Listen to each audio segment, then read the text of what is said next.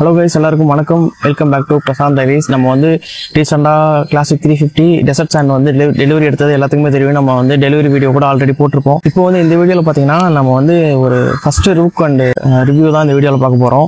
Before first service முன்னாடி வண்டி வந்து எப்படி இருக்குது அப்படிங்கிறத பார்க்குறோம். இதுக்கப்புறம் தான் நம்ம வந்து வண்டியை சர்வீஸ் வந்து விட போகிறோம்.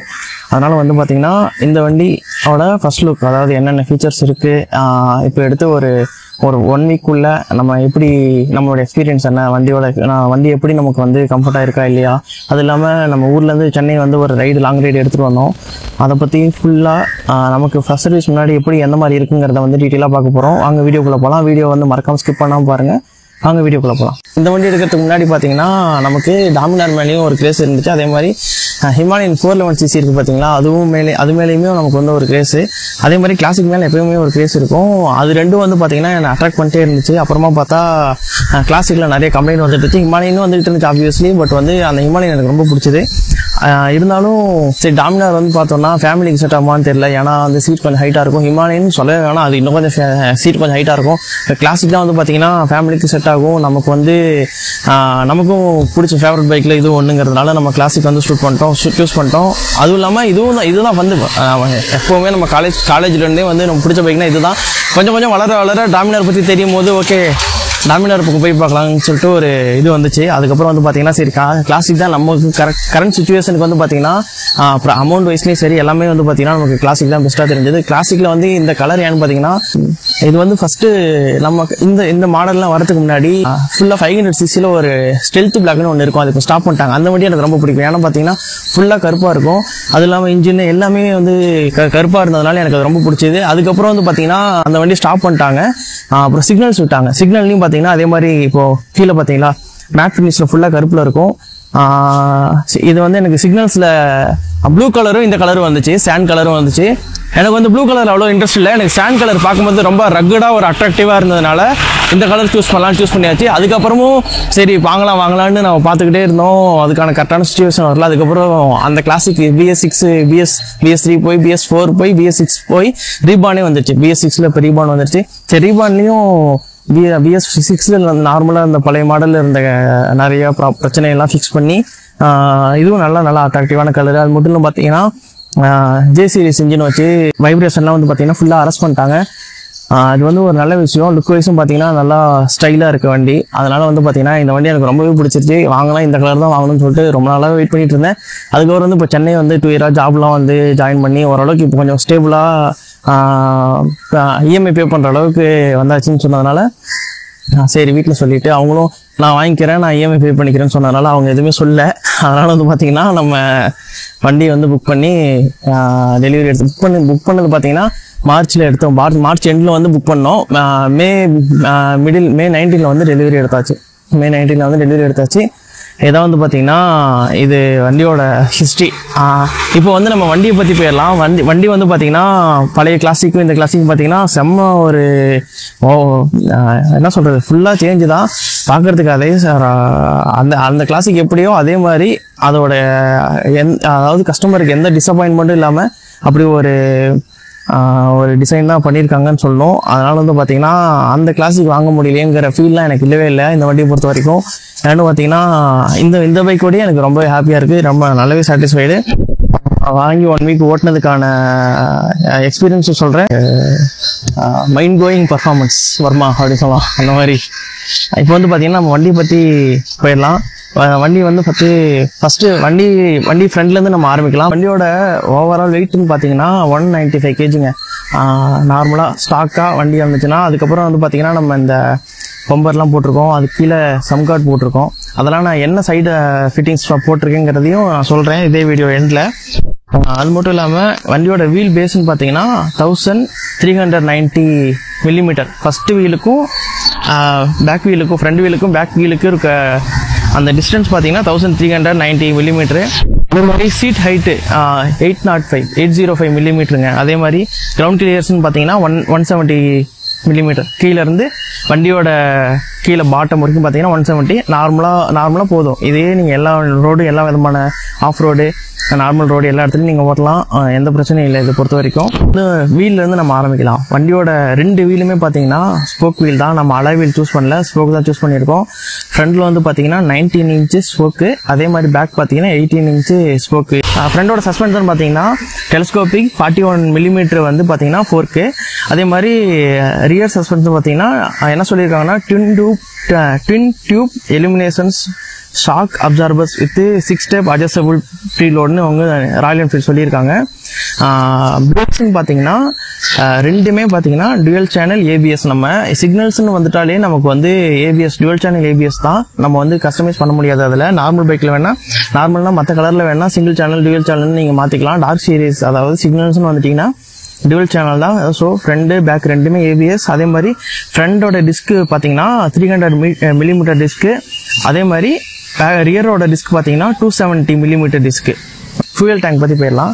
இந்த ஃபியூயல் டேங்கோட கெப்பாசிட்டி பார்த்தீங்கன்னா அவங்க என்ன சொல்லியிருக்காங்க பார்த்தீங்கன்னா 13 லிட்டர்ஸ் 13 லிட்டர் இதோட வந்து கெப்பாசிட்டி. இதில் வந்து பார்த்தீங்கன்னா 4 லிட்டர் வந்து 4 லிட்டர் வந்து நம்ம எப்போவுமே ரிசர்வில் மெயின்டைன் பண்ணணும். அதுவும் இல்லாமல் மீதி 9 லிட்டர் வந்து பார்த்தீங்கன்னா நம்ம டிரைவிங்க்கு யூஸ் பண்ணிக்கலாம். எப்போவும் இந்த ரிசர்வ் கீழே ஓட்ட வேணாம்னு சொல்லியிருக்காங்க. அடுத்து நம்ம வந்து பார்த்தீங்கன்னா இந்த இன்ஜின் பற்றி தான் சொல்ல போகிறோம். இந்த இன்ஜின் பார்த்தீங்கன்னா 349.34 சிசி வந்து பார்த்தீங்கன்னா இந்த இன்ஜினோடைய பவர். அதே மாதிரி முக்கியமாக சொல்ல போனால் இது வந்து ஜே சீரிஸ் இன்ஜின், பழைய கிளாசிக்கில் இருக்கிறது கிடையாது. எதுக்குன்னா வைப்ரேஷன் வந்து ரெடியூஸ் பண்ணுறதுக்காக தான். இது வந்து அதே மீட்டியரில் வச்சு அதே இன்ஜின் தான் இதுக்கு யூஸ் பண்ணியிருக்காங்க. அதே மாதிரி பார்த்தீங்கன்னா சிங்கிள் சிலிண்டரில் வரும். சிங்கிள் சிலிண்டர் அது மட்டும் இல்லாமல் ஏர் அண்ட் ஆயில் கூல்டு.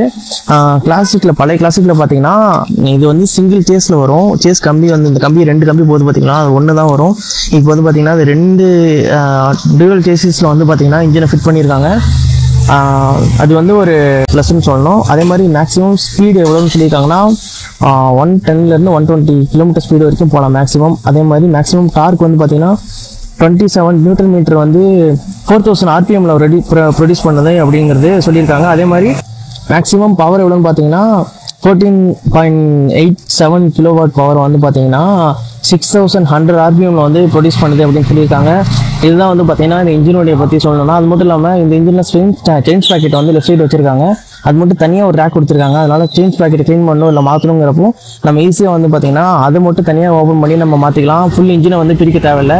அது அந்த பக்கம் இருக்குது, வாங்க காட்டுறேன்.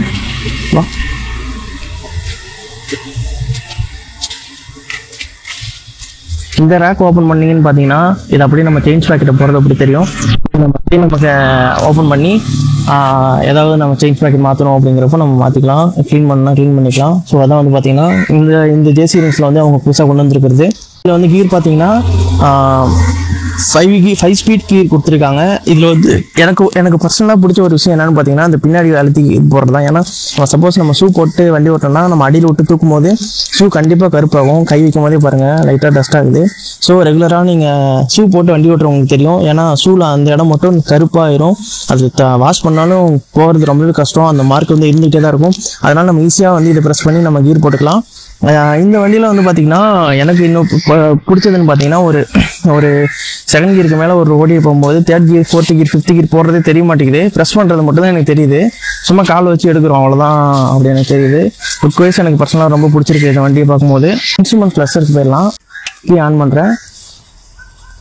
ஸ்பீடோமீட்டர் வந்து பார்த்தீங்கன்னா அன்லாக்கில் கொடுத்துருக்காங்க. ஃபுல்லாக அன்லாக் கொடுத்துருக்காங்க. ஓடோமீட்டர் வந்து பார்த்தீங்கன்னா டிஜிட்டலில் கொடுத்துருக்காங்க. அது மட்டும் இல்லாமல் இந்த இடத்துல வந்து பார்த்தீங்கன்னா இந்த ரீபானோட சுவிச்சஸ் கொடுத்துருக்காங்க. பழைய சுவிச்சஸ்லேருந்து மாற்றி பிரைட்டு டிம் இருக்குது, பாஸ் லைட் இருக்குது, அதே மாதிரி இண்டிகேட்டர்ஸ் இருக்குது, ஹாரன் இருக்குது. இது மட்டும் இல்லாமல் இதில் புதுசாக ஒரு ப்ளஸ் என்னன்னு பார்த்தீங்கன்னா இந்த பக்கம் அடியில் தூக்கி பார்த்தீங்கன்னா இங்கே யூஎஸ்பி சார்ஜர் இருக்கும். இது வந்து ரீபானில் தான் எடுத்துகிட்டு வந்திருக்காங்க. இது வந்து ஒரு நல்ல விஷயம். ஆனால் இது நான் இது வரைக்கும் யூஸ் பண்ணவே இல்லை. ஏன்னா நம்ம ரெகுலர் ஆஃபீஸ்க்காக ரெகுலர் ஒர்க்கு தான் வண்டி யூஸ் பண்ணிகிட்டு இருக்கோம். அதனால் ராங் லைட்லாம் எங்கேயும் போல் சார்ஜ் போடுறதுக்கான ஒரு சான்ஸு நமக்கு கிடைக்கல. இதில் என்னென்ன இண்டிகேட்டர் காட்டுவாங்கன்னா இந்த இடத்துல பேட்டரி இண்டிகேட்டர் இருக்குது, ஏபிஎஸ் இருக்குது. அதே மாதிரி பேட்டரி சார்ஜ் ஆச்சுன்னா அது ஆஃப் ஆயிரும்னு சொல்லியிருக்காங்க. இந்த இடத்துல வந்து பார்த்தீங்கன்னா சர்வீஸ்க்கு வந்து சர்வீஸ் இண்டிகேஷன் வந்து ஆட்டோமேட்டிக்காக காமிக்கும்னு சொல்லியிருக்காங்க. சர்வீஸ் பண்ணதும் அது போயிடும்னு சொல்லியிருக்காங்க. ஃபியூல் இண்டிகேஷன் தனியாக இருக்குது. அது மட்டும் இல்லாமல் இப்போ நான் இன்ஜின் சுவிட்ச் இந்த இடத்துல பார்த்தீங்கன்னா பழைய சுவிட்ச் இன்ஜின் சுவிட்ச்லேருந்து இது பண்ணி இப்போ வந்து ட்ரையோ சுவிட்ச்னு சொல்லிட்டு வச்சுருக்காங்க. ட்ரிப்போ சுவிட்சா டயோ சுவிட்ச் என்னமோ சொன்னாங்க. இந்த சுவிட்ச் வந்து வச்சுருக்காங்க. இது வந்து ஆன் ஆஃப் பண்ணிக்கலாம். இந்த இடத்துல பார்த்தீங்கன்னா இன்ஜினோட இண்டிகேஷன் இருக்கும். இன்ஜின் ஆனில் இருந்தால் இங்கே தெரியும். இப்போ வந்து பார்த்தீங்கன்னா நான் உங்களுக்கு இந்த இடத்துல பார்த்தீங்கன்னா ஹசார்ட் லைட்ஸ்க்கான சுவிட்ச் வச்சுருக்காங்க. இதை நீங்கள் ப்ரெஸ் பண்ணிங்கன்னா ஹசார்ட் லைட்ஸ் வந்து எரியும்.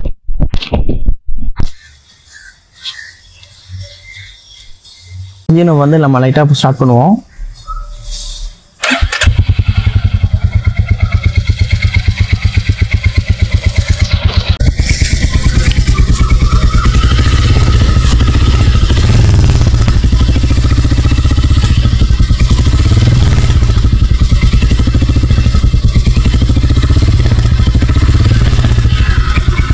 அப்படியே இந்த லுக்கை பார்த்தீங்கன்னா இந்த லுக்கு தான் வந்து பார்த்தீங்கன்னா எனக்கு அட்ராக்ட் ஆனதே. இந்த சீட் பார்த்தீங்கன்னா இந்த கலர் ரீபானில் வந்து இந்த மாதிரி டிஃப்ரெண்ட்டான கலர்லாம் அவங்க தான் வந்து எடுத்துகிட்டு வந்திருக்காங்க. ரீபானில் தான் எடுத்துகிட்டு வந்திருக்காங்கன்னு சொல்லணும்.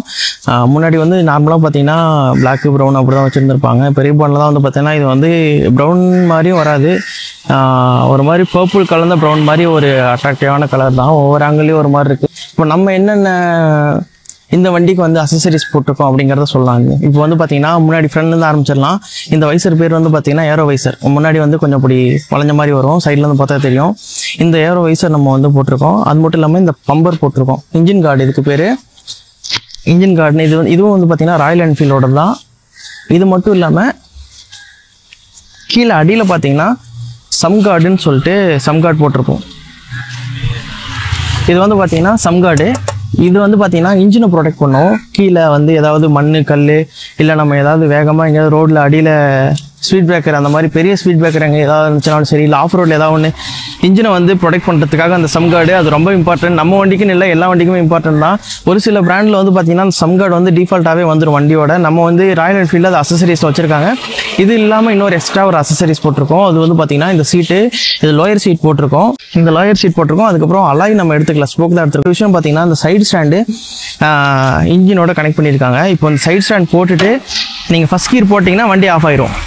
நியூட்ரலில் இருக்கலாம். இப்போ நான் வண்டி ஸ்டார்ட் பண்ணும்போது கூட நியூட்ரலில் ஓகே தான். ஸ்டார்ட் பண்ணிவிட்டு ஃபஸ்ட் கீரில் இருக்கும்போது சைட் ஸ்டாண்ட் போட்டிங்கன்னா ஆஃப் ஆயிரும். அதே மாதிரி சைட் ஸ்டாண்ட் போட்டிருக்கும் போது வண்டி ஸ்டார்ட் பண்ண முடியாது. ஸோ இது வந்து நார்மலாக எல்லா வண்டியிலும் இருக்கிறது தான். இந்த ஃபீச்சர் வந்து இதுலேயே இருக்குது. வழக்கம் போல் புல்லட்னாலே கிக்கர்னு ஒன்று இருக்கும். கிக்கரை வந்து போன மாடலே எடுத்துட்டாங்க, BS6லேயே வந்து எடுத்துட்டாங்க. அதே மாதிரி பார்த்தீங்கன்னா இந்த ஹெல்மெட் வந்து நம்ம இந்தியன் கவர்மெண்ட் ரூல் படி பைக் வாங்கும்போது கொடுக்கணும் இல்லையா, அதனால ஹெல்மெட் கொடுத்துருக்காங்க. ஆனால் இன்னொரு அசசரிஸ் நான் வந்து வீடியோவில் மென்ஷன் பண்ண மறந்துட்டேன். இந்த வைசர் வந்து பார்த்தீங்கன்னா இதுவும் அசசரி தான். ஹெல்மெட் மட்டும்தான் ஃப்ரீயாக கொடுத்தாங்க ராயல் என்ஃபீல்டில். இந்த வைசர் வந்து பார்த்தீங்கன்னா 200+ ஒன்று இருக்குது, 400+, 600+ன்னு சொன்னாங்க. இது வந்து பார்த்தீங்கன்னா 400+ல நம்ம ஒரு வைசர் வந்து வாங்கியிருந்தோம். வைசர் வாங்கி அவங்களே ஃபிட் பண்ணி கொடுத்துட்டாங்க. இதான் வந்து பார்த்தீங்கன்னா இது ஒரு அசசரி. இந்த ஹெல்மெட் ராயல் என்ஃபீல்டு ஓகே தான். இது வந்து இருக்கிறதுலே ராயல் என்ஃபீல்டில் இருக்க பேஸ் ஹெல்மெட் இதுதான். அங்கே போய் பார்த்தீங்கன்னா தெரியும். இப்போ பார்க்கும்போது ஹெல்மெட் பார்க்க நல்லா இருக்கும். பட் வந்து ராயல் என்ஃபீல்டு ஷோரூம் போய் பார்த்தீங்கன்னா இருக்கிறதுலே இந்த ஹெல்மெட் தான் லுக் வைஸ் கொஞ்சம் ஆவரேஜாக இருக்கும். அதே மாதிரி இந்த வண்டியோட ப்ரைஸ் எவ்வளோன்னு பார்த்தீங்கன்னா, இந்த வண்டி நம்ம டெலிவரி எடுக்கும்போது 2.72,926 நினைக்கிறேன். 2,72,926 ரூபா இந்த வண்டியோட ஓவரால் ப்ரைஸு. அது மட்டும் இல்லாமல் அந்த நம்பர் 7,000 ரூபா பார்த்தீங்கன்னா 2,75,000 ரூபான்னு பார்த்தீங்கன்னா இந்த வண்டியோட ஓவரால் ப்ரைஸு. ஆக்சுவலி கஸ்டம் பில்டுன்னு நம்ம அவங்ககிட்ட இஎம்ஐக்காக கேட்கும்போது கஸ்டம் பில்டுனா 2,80,000 வருமே, மேலே வருமேன்னு சொன்னாங்க. அது அந்த மாதிரி நம்ம மாடிஃபை பண்ணி எடுத்துருக்கோம். வண்டி ப்ரைஸ் வந்து கம்மியாக வர மாதிரி. அது எப்படி கஸ்டம் பில்டு வந்து கம்மி ரேட்டில் வாங்குறதுங்கிறதே ஒரு தனி வீடியோ நான் நெக்ஸ்ட்டு அப்லோட் பண்ணுறேன். அதுக்கப்புறம் வந்து பார்த்தீங்கன்னா நம்ம வண்டி எடுத்து ஒரு 3 டேஸ்லேயே வந்து பார்த்தீங்கன்னா நம்ம நம்பர் பிளேட் வந்துருச்சு ஆர்டிஓலேருந்து. இந்த TN88ங்கிறது நம்ம ஆர்டிஓ மீன்ஸ் நாமக்கல் ஈஸ்ட் சவுத்துக்கு வரும்னு நினைக்கிறேன். L சீரீஸ் தான் கரண்டாக போயிட்டு இருந்துச்சு. நம்ம 0300ங்கிறத நம்ம இந்த நம்பர் சூஸ் பண்ணி நம்ம வாங்கியிருக்கோம். சரி நம்ம இவ்வளோ இது பண்ணி வாங்கியிருக்கோம், இவ்வளோ அமௌண்ட் கொடுத்து வண்டியை வாங்குகிறோம், நமக்கு ஒரு நல்ல ஒரு சின்னதாக ஒரு ஃபேன்சி, ஏன்னா பெரிய ஃபேன்சி நம்பர்ஸ்னு பார்த்தீங்கன்னா அதெல்லாம் 50,000 அப்படின்னு சொல்கிறாங்க கவர்மெண்ட் ஃபேன்சின்னு சொல்லிட்டு. லாங் ரைடை பொறுத்த வரைக்கும் வண்டி எப்படி இருக்குன்னு பார்த்தீங்கன்னா, ஒரு 50 கிலோமீட்டருக்கு மேலே நீங்கள் கண்டினியூஸாக உட்காந்து ஓட்டும் போது கண்டிப்பாக வந்து நீங்கள் பேக் பெயினை வந்து ஃபீல் பண்ணுவீங்க. அதனால் வண்டி அங்கங்கே வந்து கொஞ்சம் நிப்பாட்டி போனால் தான் உண்டு. ஃபஸ்ட்டு 50 கிலோமீட்டர் நீங்கள் பேக் பெயின் பண்ணுவீங்க. அப்புறமா நிப்பாட்டி போகும்போது அடுத்து 20 கிலோமீட்டர் 25 கிலோமீட்டர்லேயே பெயின் ஃபீல் பண்ணுவீங்க. இந்த வண்டியை பொறுத்த வரைக்கும் பழைய கிளாசிக்லேருந்து இதுக்கு சீட்டை கொஞ்சம் பில்லியன் சீட் அகலப்படுத்தியிருக்காங்க தான். இருந்தாலும் வந்து பார்த்தீங்கன்னா கண்டிப்பாக பில்லியன் ரைடருக்கு அதே மாதிரி பெயின் கொஞ்சம் இருக்க தான் செய்யுது. அது வந்து பார்த்தீங்கன்னா நீங்கள் மாடிஃபை தான் பண்ணிக்கணும் கண்டிப்பாக சீட்டை. இல்லை இதுக்கு மேலே வந்து பார்த்தீங்கன்னா சீட் கவர் நல்லா ஸ்பாஞ்ச் வச்சு போட்டுட்டிங்கன்னா கொஞ்சம் பெயினை நீங்கள் கொஞ்சம் இது பண்ணிக்கலாம். லாங் ரைடை பொறுத்த வரைக்கும் எனக்கு என்ன பர்சனலாக தோணுதுன்னா, இந்த நார்மலாகவே நம்ம ஐஆர்சிசி வண்டியை வந்து பார்த்தீங்கன்னா சிட்டிக்குள்ளே நான் இப்போ வண்டி சென்னை எடுத்துகிட்டு வந்து 2 டேஸாக ஆஃபீஸ் போயிட்டு வந்துட்டேன். சிட்டிக்குள்ளே அந்த இன்ச் பை இன்ச்சாக சில இடத்துல நம்ம டிராஃபிக்கில் வந்து போகும்போது கொஞ்சம் நமக்கு கடுப்பாக தான் இருக்கும். இவ்வளோ பெரிய வண்டி வச்சுக்கிட்டு அதுவே நம்ம ஸ்கூட்டி மாதிரி இருந்தால் கொஞ்சம் ஈஸியாக இருக்குமே ஹேண்டில் பண்ணுறதுக்கு தோணும். ஆனால் இந்த மாதிரி ஒரு வண்டியை வந்து நான் பர்சனலாக எனக்கு எங்கே ஓட்ட பிடிக்குதுன்னா, ஹைவேல ஒரு 50 to 60 to 80 கிலோமீட்டர் ஸ்பீடில் அப்படியே க்ரூஸ் பண்ணிட்டு போகிறதுக்கு தான் வந்து பார்த்தீங்கன்னா வண்டி அப்படியே வெண்ண மாதிரி இப்படி வலிக்கிட்டே போகுது. நம்ம சிட்டிக்குள்ளெல்லாம் பார்த்தீங்கன்னா கொஞ்சம் பல்ல கடிச்சிட்டு தான் ஓட்டுற மாதிரி இருக்குது. கொஞ்சம் ஸ்பேஸ் கிடச்சா ஒரு த்ராட்டில் கொடுத்து அப்படி போக மாதிரி தான் தோணுது. நான் வந்து ஃபஸ்ட் சர்வீஸ் கூட கம்ப்ளீட் பண்ணல. ஒரு 2000-3000 கிலோமீட்டருக்கு எனக்கு என்ன சொல்லியிருக்காங்கன்னா, வண்டியை விரட்ட வேணாம், ரொம்ப ரஷ் பண்ண வேணாம் அப்படின்னு தான் சொல்லியிருக்காங்க. அதனால் நான் 60, 65, 70 அதான் மெயின்டைன் பண்ணுறேன். மேக்ஸிமம் வந்து 60க்குள்ளே தான் ஓட்டிக்கிட்டு இருக்கேன். நம்ம நாமக்கல் டு சென்னை ஹைவேல வரும்போது தான் 75, 80 வரைக்கும் டச் பண்ணோம். 80 தாண்டல அதுவும். ஏன்னா அந்த ஹைவேல நம்ம திண்டிவனம் வந்ததுக்கப்புறம் ஃபுல்லாக வண்டி எல்லாமே ஹை ஸ்பீடில் தான் வராங்க. 60, 80 அந்த மாதிரி தான் வராங்க. ஸோ நம்ம அதுக்கு ஏற்ற மாதிரி நம்ம ஓட்டி தான் ஆகணும். ஸோ அதனால் வந்தோம். மற்றபடி வந்து பார்த்தீங்கன்னா சென்னைக்குள்ளே நான் ஒரு நார்மலாக தான் ஒரு 50 கூட டச் பண்ணுறதில்ல அவ்வளோ. ஏன்னா டெலிவரி எடுத்ததுக்கப்புறம் நம்ம வண்டி ரைட் பண்ணும்போது தான் தெரிஞ்சுது, 2 சைடு மிரரும் பார்த்தீங்கன்னா ஃபுல்லாகவே லூஸாக இருந்துச்சு. இப்படி இழுத்தாலே வந்துடும், இதுவும் இப்படி இழுத்தாலே வந்துடும் இருந்துச்சு. டெலிவரி எடுக்கும்போது நீங்கள் என்னென்னலாம் வண்டியில் செக் பண்ணுங்கிறத நான் தனியாக ஒரு கண்டென்ட்டில் உங்களுக்கு நான் சொல்கிறேன். அது வந்து தனியாக ஒரு வீடியோவே போடுறேன். என்னென்ன வண்டியில் செக் பண்ண வேண்டியதெல்லாம் இருக்கும் டெலிவரி எடுக்கிறதுக்கு முன்னாடிங்கிறத ஒரு தனியாக ஒரு வீடியோ போடுறேன். முக்கியமாக ஒரு விஷயம், எனக்கு வந்து பார்த்தீங்கன்னா கஸ்டம் பில்டு வாங்கணும்னு ஆசை. இப்போ வந்து பார்த்தீங்கன்னா டேங்கில் வந்து இங்கே வீடியோலேயே பார்க்கும்போதே உங்களுக்கு தெரிஞ்சிருக்கும், இந்த custom build for Prashanth Ravi April 2024 Royal Enfield. அதே மாதிரி என்ன ப்ரொடக்ஷன் யூனிட்டுங்கிறதையும் சொல்லியிருக்காங்க. வல்லம் சென்னை அப்படின்றதையும் போட்டிருக்காங்க. இது வந்து வாங்கிறதுக்குன்னு சில ரெக்யூர்மெண்ட்ஸ் வச்சுருக்காங்க. அது வந்து என்னங்கிறது நான் உங்களுக்கு தனி வீடியோவில் சொல்கிறேன். இதாங்க இந்த வண்டியோட வீடியோ. நீங்கள் யாராவது ராயல் என்ஃபீல்டு ஓனர் இருந்தீங்கன்னா நீங்கள் உங்கள் டெலிவரி எக்ஸ்பீரியன்ஸு அதே மாதிரி ஃபஸ்ட் சர்வீஸ்க்கு முன்னாடி வண்டி எப்படி இருந்துச்சுங்கிறத கமெண்ட் பண்ணுங்கள். நான் வந்து பார்த்தீங்கன்னா ஃபஸ்ட்டு எனக்கு எடுத்தும் போது ஒரு ப்ராப்ளம் நான் ஃபேஸ் பண்ணேன். என்ன ப்ராப்ளம்னு பார்த்தீங்கன்னா, பிரேக் வந்து பார்த்தீங்கன்னா 2 வேலையும் டைட்டாக இருந்துச்சு. அதுக்கப்புறமா ஷோரூமில் வீட்டுக்கு எடுத்து வந்ததுக்கப்புறம் தான் என்னால் அது கண்டுபிடிக்கவே முடிஞ்சது. நான் ஷோரூமில் கால் பண்ணி கேட்கும்போது என்ன சொன்னாங்கன்னா, அது வந்து பிரேக் பேடு வந்து புதுசாக போட்டிருக்கோம், அது வந்து தேய தான் கொஞ்சம் கொஞ்சமாக ஃப்ரீ ஆகும் வீலு அப்படின்னு சொல்லியிருக்காங்க. அதனால் வந்து ஷோரூம் வாங்க அப்படின்னு சொல்லி கூப்பிட்டாங்க. அப்புறம் ஃபோன்லேயே சொன்னதுனால நான் ஷோரூம் வரல. நான் ஃப்ரெண்ட்ஸ் கிட்ட கேட்கும்போது அவங்களும் இதே தான் சொன்னாங்க அப்படின்னு சொன்னதுனால நான் விட்டுட்டேன். இப்போ வந்து ஓகே தான், 2 வீலும் நார்மல் ஆயிடுச்சு கைஸ். இப்போ ஒன்றும் பிரச்சனை இல்லை. நான் வந்து கஸ்டம் பில்டு எப்படிங்கிறத ஒரு நெக்ஸ்ட்டு தனியாக ஒரு வீடியோவில் சொல்கிறேன். அது வரைக்கும் எல்லாத்துக்கும் பாய். நெக்ஸ்ட் வந்து வண்டி வந்து இப்போது ஃபஸ்ட் சர்வீஸும் விட போகணும். ஃபஸ்ட் சர்வீஸோட எக்ஸ்பீரியன்ஸ் எப்படி இருந்ததுங்கிறதையும் நான் ஒரு vlog எடுத்து உங்களுக்கு அப்லோட் பண்ணுறேன். ஓகே கைஸ், உங்களுக்கு ஏதாவது இந்த வண்டியோட டவுட் இருந்தால் நீங்கள் கமெண்ட் பண்ணுங்கள். அதே மாதிரி இந்த வண்டியோட சென்னை எடுத்துகிட்டு வரும்போது மைலேஜ் வந்து நோட் பண்ணியிருந்தோம். அதில் வந்து அந்த நாமக்கல் டு சென்னை vlog ஒன்று போட்டிருப்போம். அதில் மைலேஜ்னு பார்த்தீங்கன்னா 13 லிட்டர் தான் இந்த வண்டியோட கெப்பாசிட்டி. 339 கிலோமீட்டர்ஸ் வச்சு நான் கணக்கு போட்டேன். பட் 9 லிட்டருக்குன்னு பார்த்தீங்கன்னா 37 மைலேஜ்னு நமக்கு வந்து ஆவரேஜாக கொடுத்துருக்கு. என்ன பங்க்கில் போட்டோம்னா நம்ம நயாராவில் போட்டு வந்தோம். டேங்க் ஃபுல் பண்ணிட்டு வந்தோம். இப்போ வந்து ஃபர்ஸ்ட் சர்வீஸ் விட்டதுக்கப்புறம் நான் எவ்வளோ மைலேஜுங்கிறதே நான் நோட் பண்ணி உங்களுக்கு சொல்கிறேன். அது வரைக்கும் எல்லாத்துக்கும் பாய் கைஸ். வீடியோ மறக்காமல் வந்து லைக் பண்ணுங்கள், கமெண்ட் பண்ணுங்கள், ஃப்ரெண்ட்ஸ் கூட ஷேர் பண்ணுங்கள். நீங்கள் ராயல் என்ஃபீல்டு ஓனராக இருந்தீங்கன்னா கண்டிப்பாக வந்து சேனலை மறக்காமல் சப்ஸ்கிரைப் பண்ணுங்கள். ஏன்னா கண்டினியூஸாக நம்ம பைக்கு பற்றியான அப்டேட் வந்து போட்டுக்கிட்டே இருக்கோம். வண்டியை பற்றியான ஃபுல்லாக டிப்ஸ் அண்ட் ட்ரிக்ஸ் எல்லாமே போட்டுட்ருப்போம். மறக்காமல் வந்து சேனலை சப்ஸ்கிரைப் பண்ணுங்கள். உங்களை தான் சொல்கிறேன், சப்ஸ்கிரைப் பண்ணுங்கள். இதே மாதிரி நல்ல வீடியோவில் நெக்ஸ்ட் மீட் பண்ணுறேன். அது வரைக்கும் எல்லாத்துக்கும் பாய்.